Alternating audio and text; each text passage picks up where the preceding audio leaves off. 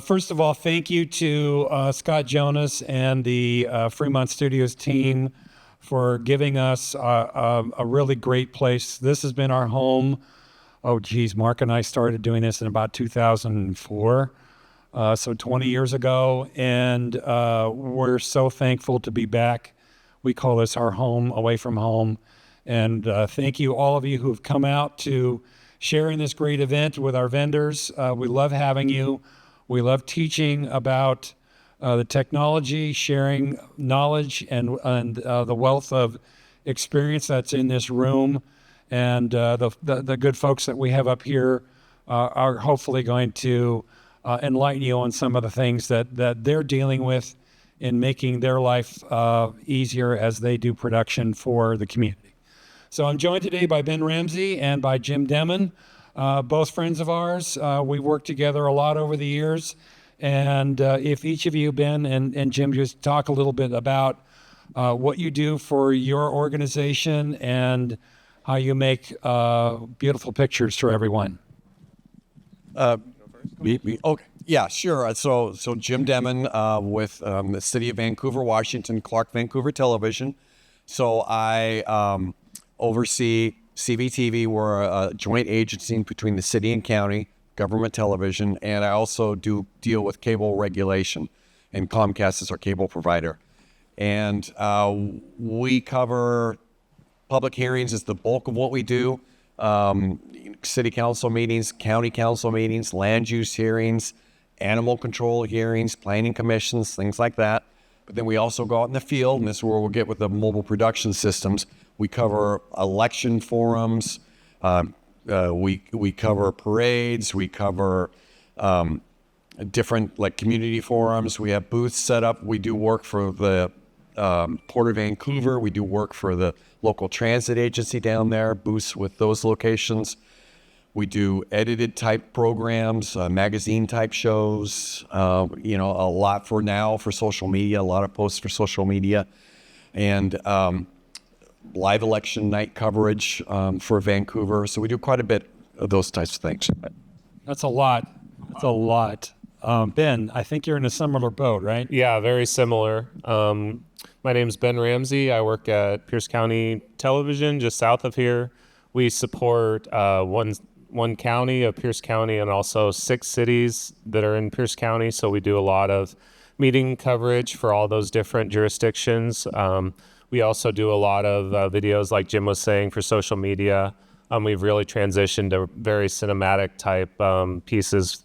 That seems to be what a lot of our jurisdictions really like, but we use our truck and our fly pack for going out in the field and covering meetings. The Pierce County Council, as part of their charter, has to have 7 meetings out in the community, so we go live for each one of those meetings, in addition to a lot of other special meetings out in the community that we cover. So we do a lot of mobile production.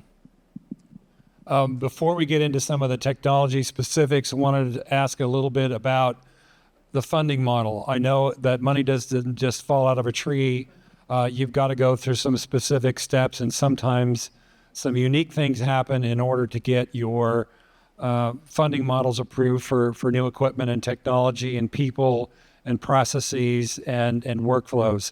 So what does that look like for each of you individually? I know that might help some other agencies who are out here that struggle because there's only one, in their mind, maybe only one funding model or one source of revenue, and it's not always the cable company. It's not always the city or the county budget. How do you maybe go outside of those aspects to get some of your funding?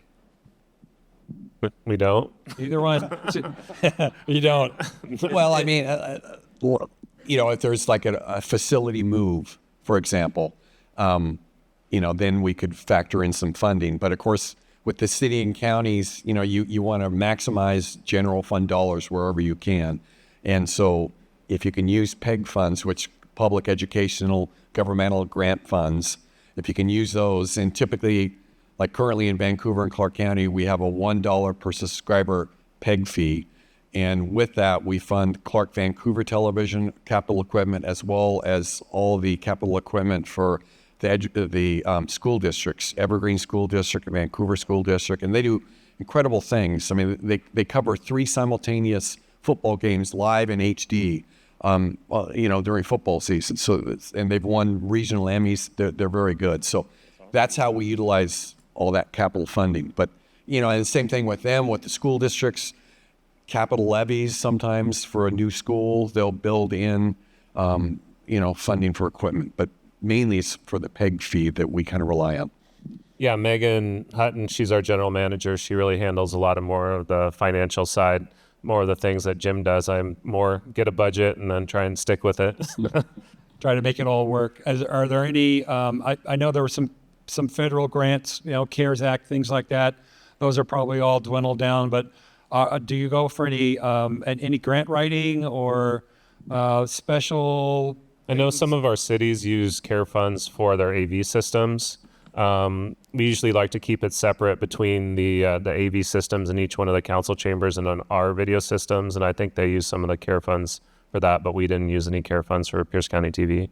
Yeah, and same thing, the city of Vancouver is using some care funds, as well as Clark County, some care funds to upgrade their microphones in their system, as well as to improve hybrid connectivity with the meetings. That's a big thing that's changed since the pandemic. People, and it'll stick with us, hybrid connections into meetings. People want to be able to listen to the meetings, participate in the meetings from wherever they are. And so we're using those funds to try to improve that, as well as make our council chambers more accessible to a wider audience. And hopefully we're also trying to get better lighting in there to improve the council. Yeah, lighting is huge. To make good pictures, you need good lighting. And I know we've been trying to help you guys out with some of those things as facilities get remodeled, council chambers get remodeled. We like to be in front of that conversation with the architect, with the building planners, because the architects don't understand the needs of television lighting. You really have to, if you're an agency that's looking at a building remodel, get somebody involved that understands lighting. We even have, I've seen him running around, one of our dear friends who spent his life as a lighting director for ABC and other entities, and he's worked with us in several of our lighting projects to help light properly for television, and that's not always easily done in the context of a council chamber.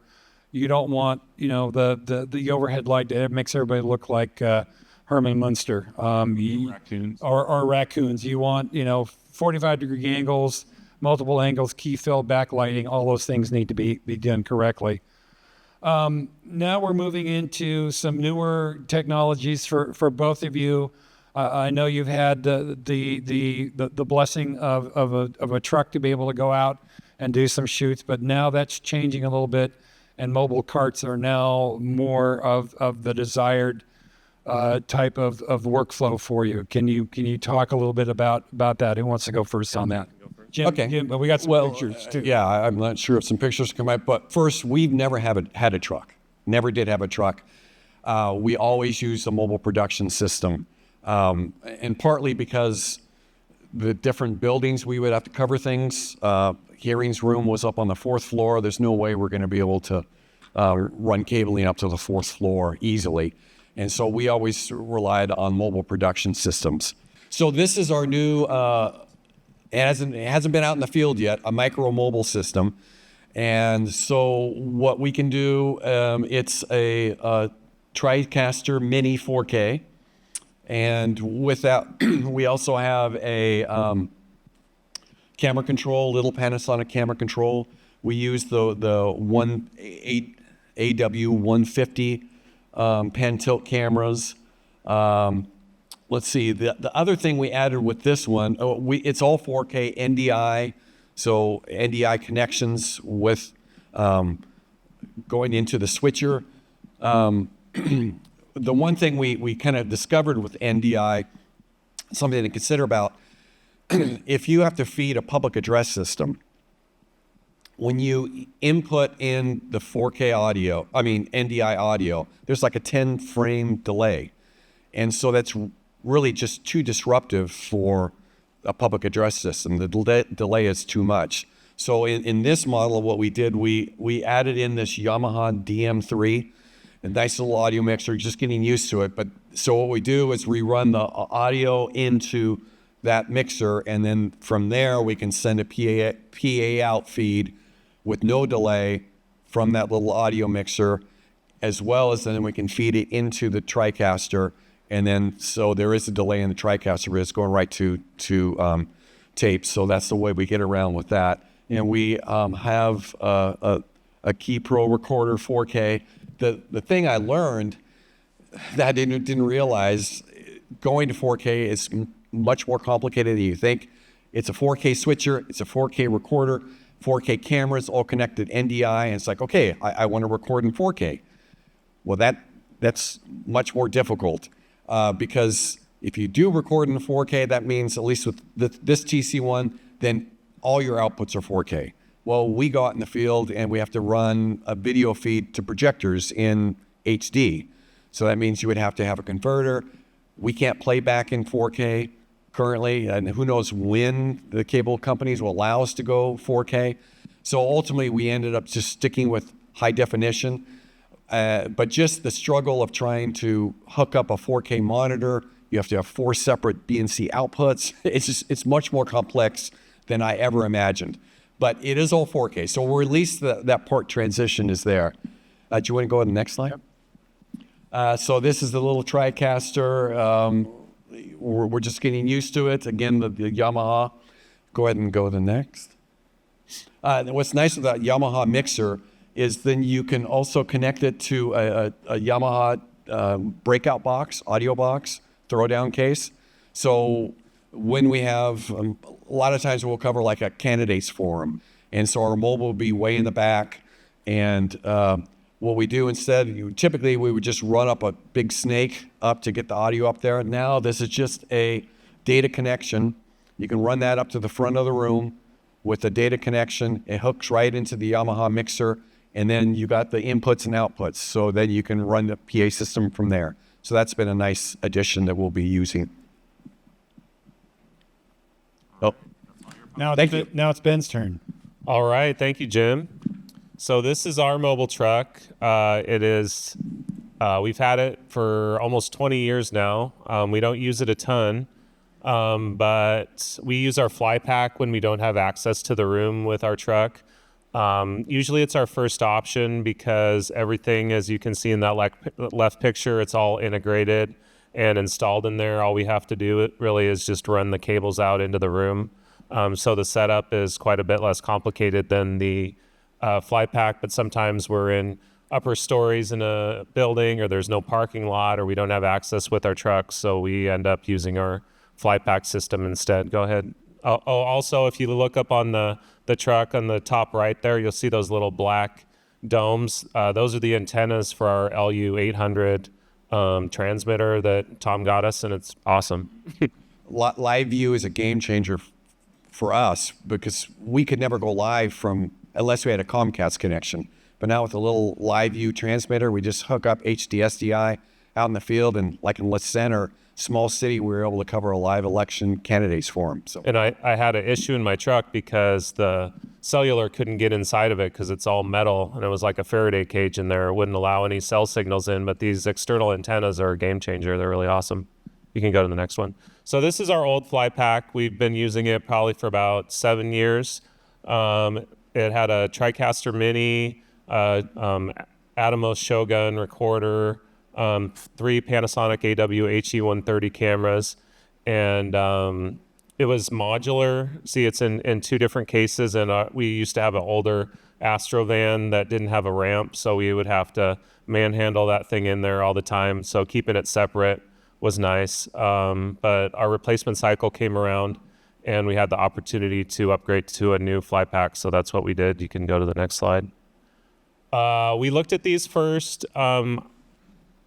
We saw them down at NAB, but when we talked to Bigfoot, he brought up a really good issue that every time you're going into a building, if you can't get through the door, you're kind of out of luck. And these are actually looks wider than a normal door, so they were a little more. You had to go with how they were designed. They weren't as flexible. and Tom had recommended Bigfoot to us for their carts. And after meeting with them and meeting down at NAB, we decided to go with them. So you can go to the next one, Tom. So in order to plan for the fly pack, I got into Visio and figured out all of the inputs and outputs and all of the different pieces of gear and how they would hook up. I wanted to make sure that everything was organized before we put it all together. So this is my wiring plan that I made for the fly pack. I have to tell you, from a reseller standpoint, having a customer present a design like this made life so easy for Doug at Bigfoot and for our engineering team to sit around and look at the drawing and understand exactly what they need. I don't know if you rent yourself out, but if anybody else out there is looking at putting a system together, talk to Ben. He'll get you at least into design mode so we can have a really cohesive conversation between ourselves and our vendors to make sure that it fits exactly what you're looking for. This was super helpful. Yeah, we've worked with each other for a long time. Yeah, so this is we like know it about a helps. 6-month process back and forth. And Yeah, I think I was telling Jim it was up to revision 17 on the quote by the time we finally pulled the trigger on it. But that's sometimes what it takes. It's the collaborative effort that we love to go through to make sure that the design is absolutely baked in and all the questions are answered, all the what ifs. What if we go into this kind of environment? What if we have to go through these kinds of doors? How are we going to fit it? How are we going to get it up the ramp into the truck? All of those things had to be considered. Will it fit? Can you get it into a transit van versus, whatever else you've had? If you don't ask those questions up front, it's going to sit there and you're going to go, oh, well, now I need to go buy a trailer to put this thing on, right? Or something like that. Yeah. So Next having slide. this interactive conversation was super helpful. And this is where it starts in a drawing like this. And, we can help you do this. I'm not the greatest Visio person, but I'll slip Ben a 20 or a 50 and have him do it for me. Ready for the next one? Yeah, please. Okay. So this is the Visio drawing of the actual carts. When we had our initial meetings with Bigfoot, that he showed us some pictures of other systems that they had done, and we realized it would be really handy to actually have an additional cart for storage. We actually happened to buy the exact same mixer that Jim did, that the Yamaha DM3. It was released at NAB like as we were designing this, and it fit perfectly in that storage cart, which was really cool. Previously, each one of those items had its own bin, and all the reels were separate. Everything was separate, so it was quite a task to make sure everything was organized when we go out on a shoot. But now we're pretty close to just having these two carts and then reels. So the cart on the left is the actual production reel, and the one on the right is the storage cart. The one trick we use is we created a bench and that we put the cameras in and the cables. So for us, then when you're on the shoot, a lot of times they don't provide you any chairs, and so that's why it's nice to have the bench right there with the cameras. Oh, nice. thinking. Yeah, I see on the date we started in February of 23 on this. Oh, well, 22, I think. Or, 22, Yeah, yeah. 22. Whoops. So, next one. Okay. So this is it when it all arrived. It took them a little longer to finish the storage cart, so we had the production cart first. One feature that Doug had mentioned when we were doing our initial design was he could actually put a table on top of the production cart. So we have that fold out table. So we always have a place to put our laptop and mixer when we're out in the field. So we got a couple 4K monitors there that slide onto the sides of the cart. Those two top production monitors are integrated. We're going to get some nicer close-ups if you go to the next slide, Tom. So that is the storage cart. We have storage for the cables up there on the top left. Our cameras go in those drawers, and then our stage box, mixer, and microphones can fit in the middle. Next. There's some close-ups of those different storage areas. There was a little bit of miscommunication between us and Doug exactly on what we wanted with the drawers. So he's still working with us. We're going to get some bigger drawers that fit the cameras a little better, but he's been very willing to help us out. And he's going to do some pockets for the cameras so that you don't rattle around. Exactly, yeah. Next. Whoops. So Here's some close-ups like from Jim's. We're actually using the same camera controller that he had. We're using some Blackmagic video routers so that any of the SDI inputs we can route to all the different monitors and recorders, which is nice. We got the newer version of the Shogun Studio, which we like because it has scopes. You can record 2 different channels and play back, so it's a nice little rack-mounted recorder that we like to use. We also got the Stream Deck, so in the future we can hook it to the laptop and perform macros if we want with the TriCaster. It also came with these really nice drawers with foam that we're able to put those side monitors in, and they slide right in. So those are a really nice ergonomic choice, and the arms for the cameras go in the drawer over there, and those are the production monitors when they're folded down.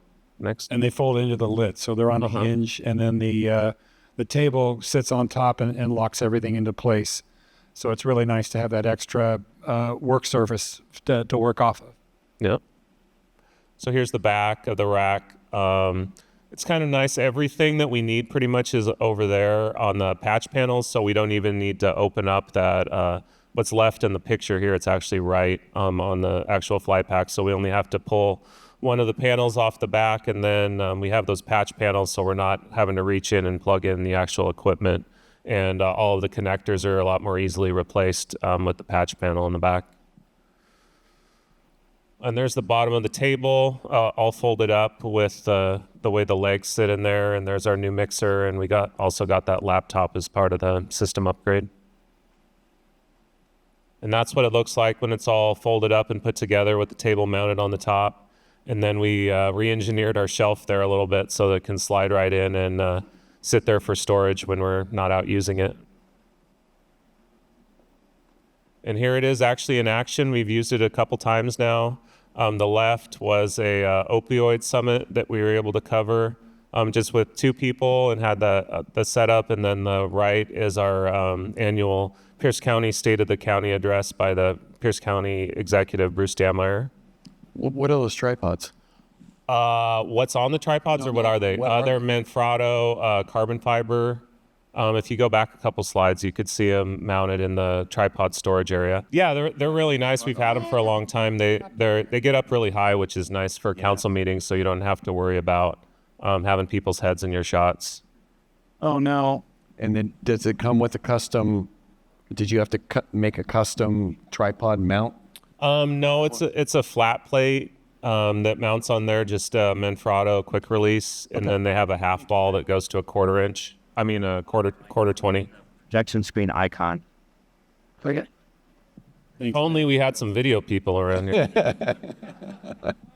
I'm not a PowerPoint guy. Sorry. Down a couple. Up one. Yeah, right there. They're in the middle right there. Oh, okay. Oh, there it is. So you can see the quick release plates on the top, and it just has I think they're 100 mil half bowl. Okay. And then there's a quick release plate on the camera itself. So you just slide that little latch and then you can pop it off. The only downside is they don't have a spreader on them. So if you're on a kind of slippery surface, you have to extend the legs out all the way. But otherwise, they've been great tripods. We've had them for quite a while now. We've been using speaker stands. Oh, yeah? And they work pretty well, and they raise right up. But yeah, I like the length of those. Yeah, and they're nice and light. They're carbon fiber, so they're not too heavy. I think that was it. Everything. The last one was just our crew working the State of the County address. Lost our heads now, but yeah, we like it. It's still. Oh, you can see our live view up there on the desktop area. That's how we go live. Either use. My first choice is usually hardwired if I can get internet in the room, then Wi-Fi. And then cellular. And we've learned now that anytime they announce a location for one of our in-district meetings, we always like to go out and do a site survey beforehand to determine what the internet capabilities of that location are. So that's become part of our routine. As soon as we find out, okay, we got to schedule a site survey because we've run into issues with school district networks or other networks. They're pretty locked down and don't initially allow us to stream out. So sometimes we have to set up firewall rules, but we've never, not that I can remember, said it's not possible for us to stream anywhere from the live view.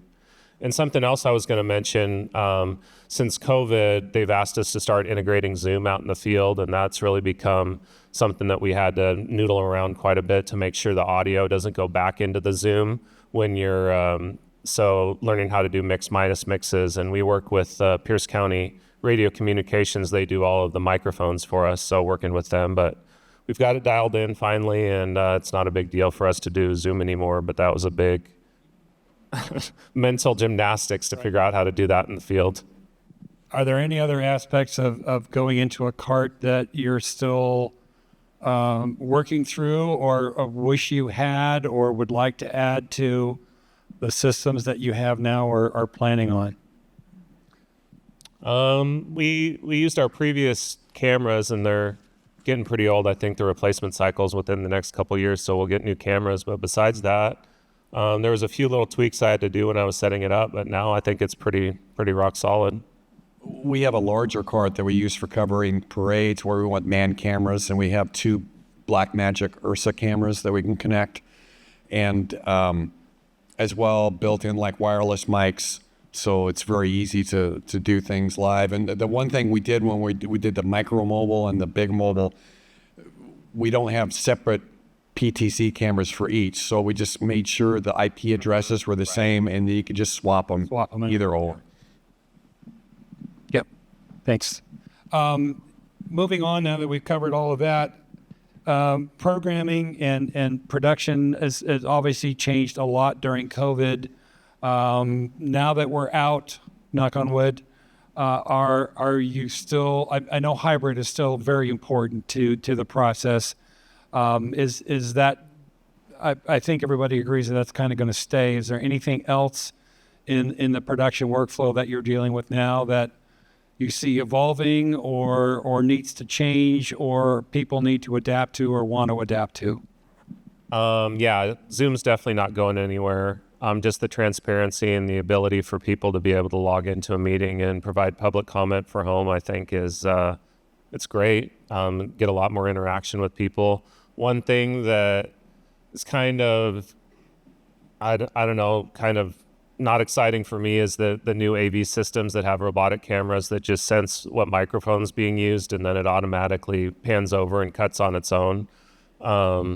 I prefer to have a human operator doing it. It kind of just depends on the quality that the client wants. I know it's a lot cheaper to have it done via AI, but it's definitely not the level that I like to do. So that's kind of scary, but it's an option for people now if they really need to save money.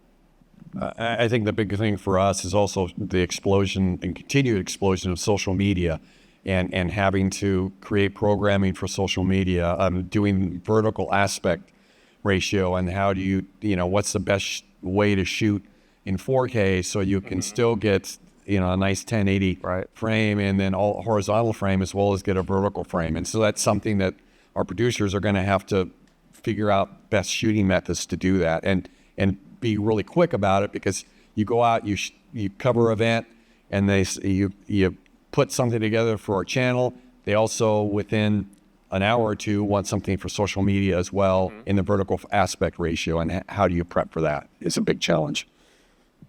In terms of the future, are you looking at possibilities of shooting out in the field remotely and sending things back over NDI into a central control room, being able to cover more? Your entities might grow, or situations where you can roll a minimal crew into the field and then have the guts of the system back in the shop, so to speak. Well, we just invested in a new fly pack, so I don't know. But augmenting that in some aspect where, you just send cameras out. Or maybe you've got multiple, a multiple event, multiple site event, an election night coverage thing, where you may be covering, 4 or 5 entities at once.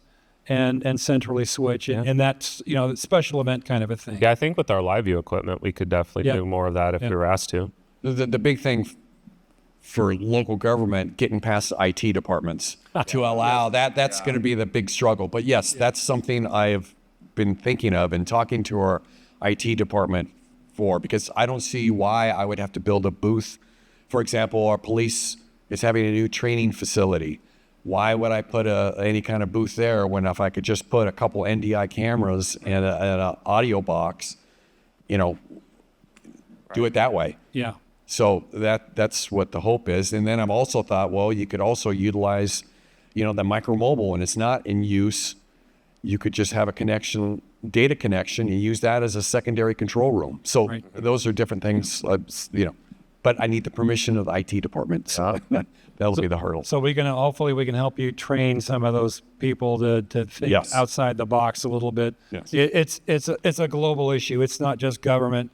We run into the same thing in our corporate clients, where you're constantly battling with IT folks who don't really understand what you're trying to push through the system, and they freak out and say no instead of listening and going, well, yeah, we can do something. We're just going to have to do it a little bit differently, and it'll be okay. And it won't touch bookkeeping. It won't touch, anything else that it can get broken, or you don't want them in your system. I'm dealing with that right now with Yeah. one of my live views out in the field. In one of the cities, they hired a IT contractor that installed a firewall, and all of a sudden my live view isn't getting out anymore. And Yeah. we didn't change anything. We still have Wi-Fi and internet. Well, something changed. Well, then NDI and the data switches. Right. We found Cisco, it just doesn't work. Right. So, you got to get the right data switch, and then you got to incorporate that within the city or county facility. So, yeah, it's a challenge. And then just lastly, looking down the horizon, anything that you really are hoping to incorporate into what you're doing currently and would benefit not only you but also your viewers? Probably like you were saying, if there was a chance that we hire part-time people to do our council meetings, and if there was ever a time when they weren't able to make it out to one of the chambers, hopefully we could just have the clerk turn on the TriCaster and operate it from our studio. That would be handy. Figure out how to do that in the future. Yeah, and for us, just continue. You got to go where the viewers are, and it's more social media. And right now, cable is our first priority, but it's starting to realize, no, it's shifting. And how do you continue to do both and really get to the viewers in the format they want, how they want to watch it, and make it engaging so they'll, hopefully pay attention and be active. Oh, and also make it so they can participate in a Right. meeting, in an event, rolling some of that back in, not only as, in a council meeting where they can present remotely, but also in social media where they can interact with the programming that's going on live in those events. That's where you boost the impact of what you're producing. But that also makes your city manager, county manager nervous, comments rolling up. Oh, yeah. Does it impact social media comments rolling up as the council's getting ready to take a vote on a particular item? Do they really want to see that? Right. So those are different things you have to consider. All these things we have. to Zoom work- bombers. Yes. Yes, right. Any other thoughts that you guys want to share? I think we're almost Questions? at the end of the time. Any questions from the audience? Anybody? Let's see right there. You want to come up and ask? Come up and grab a mic. Hey, guys. My name is Mike Brown. I'm from the city of Yakima's Community Relations. I'm the one and only who does all the meetings, like you were saying. And I'm curious, you were talking about how many cities do you cover? 6, 6. How many people do you have in your office? 7, Okay. and 3 part-time people, 2 part-time people, 2 part-time people. Okay. And how about you? We've got, 5 full-time people, 3 part-times, and maybe 4 or 5 temporary employees? Okay.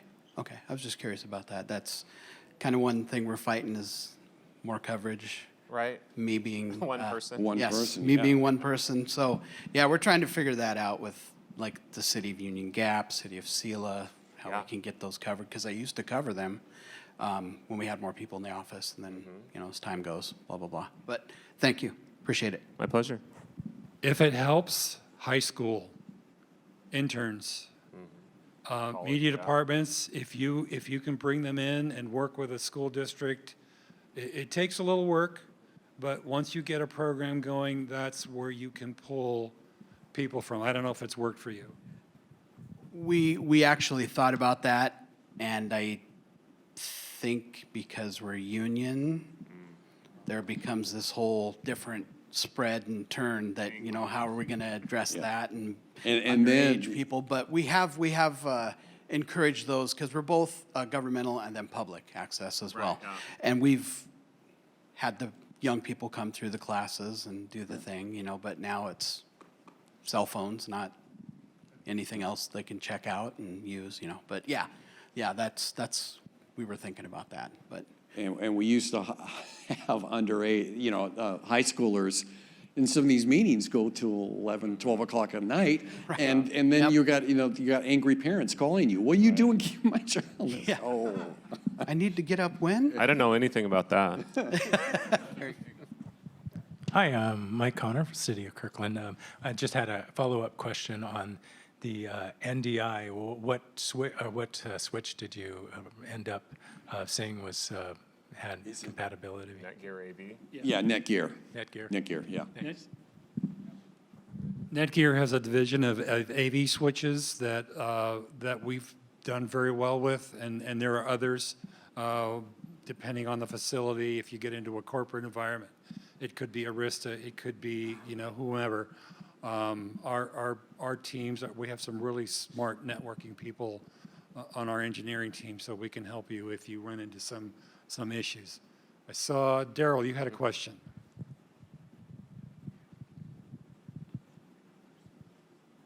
Thanks. Hi, Daryl Prouse, Motion Shores. When you guys do parades, do you charge for that or do you do it for free? We charge. We only do council meetings. No, No, we came up with we used to do everything free, but now we do charge for that. So we have a rate sheet, and so we've developed that for what's like a micro mobile shoot versus a manned camera shoot. We base it off the length of time, 1 hour to 2 hour, 2 hour to 3 hours, and we have rates, and we include the playback rate, putting it, so it's a single price. You get the coverage, you get it on the air, you get it on web, and so we do charge for that. And it's a little bit of a fee recovery. The thing that's frustrating, it's a fee recovery, but it goes back to the city and county. So we don't, CBTV doesn't get any benefit, but we do charge for that. We were told that we can't, it's a giving away of public funds if we do it for free. So you have to charge, and then you're competing with private enterprise, so how do you deal with that? Yep. These are fun problems to have, aren't they? All right. Any other questions? We love your questions. Okay? Wonderful. Thank you to Ben and Jim. Hopefully you guys got something out of this. This is a great family. It's a family. The Watoa people are a family. They help each other out. They're constantly asking questions back and forth. If you're not a member, talk to the folks at whatever agency or entity you're with. Join them. It's well worth the investment, and on the backside, they can help you out with the regulatory things, with the cable franchise fees, with all the stuff that you need to go through. Ben and his group have done a lot of work in drone licensing, and they can help you a lot with that. That's one of the things we didn't cover. We talked about it last year, but there's all of that. Thank you, everyone, for joining us in and for attending, and thank you again for coming to our event today. Thanks for watching Broadcast to Post. Please make sure to subscribe to the podcast to receive future episodes. Follow Key Code Media on LinkedIn, Twitter, Facebook, or Instagram to receive news on additional AV, broadcast, and post-production technology content. See you next time, folks.